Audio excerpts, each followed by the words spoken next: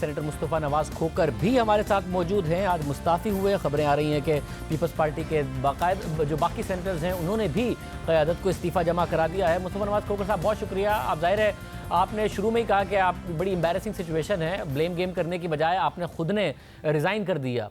आपको लगता क्या है, कोई एक पूरी पार्टी कॉम्प्रोमाइज़ हो गई या कुछ इनफरादी लोग कॉम्प्रोमाइज़ हो गए? बहुत बड़ी तादाद है 14 लोगों की। देखिए जो हुआ है अब तो वो हम सब के सामने है कि 64 लोग खड़े होते हैं जब रेजोल्यूशन पढ़कर सुनाया जाता है, वो उसके हक में खड़े होते हैं और जिस वक्त वोट निकलते हैं तो 50 वोट निकलते हैं और 14 लोग जो हैं उस आधे घंटे के दौरान वो खुफिया बैलेटिंग अपना फैसला तब्दील कर लेते हैं। तो इट्स प्लेन एंड सिंपल, कोई रॉकेट साइंस नहीं है। 14 लोगों ने अपना ज़मीर बेचा। इखलाकन उनके अंदर इतनी जुर्रत होनी चाहिए थी कि वो उस वक्त खड़े होते। अपनी पॉलिटिकल पार्टीज़ के अंदर अगर उन्हें किसी फैसले पर कोई एतराज़ था तो वहाँ पर अपनी लीडरशिप को इससे आगाह करते।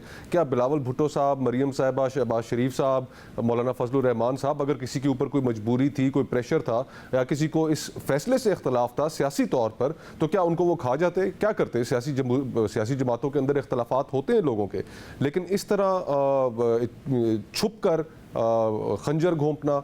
और फिर फ्रैंकली शाहजेब भाई, बात यह है कि 50 सेनेटर्स ने वोट तो किया, लेकिन जब 64 खड़े हुए और 14 ने नहीं किया, तो अब तो हर किसी के ऊपर एक क्लाउड ऑफ कि जी के कौन थे वो लोग। और मैं नहीं चाहता कि, और अब पाकिस्तान पीपल्स पार्टी के जितने सेनेटर्स हैं उन्होंने असूली तौर पर उन्होंने सारों ने अपने रेजिग्नेशंस जो हैं वो पाकिस्तान पीपल्स पार्टी के चेयरमैन बिलावल भुट्टो साहब के पास जमा करा दिए हैं।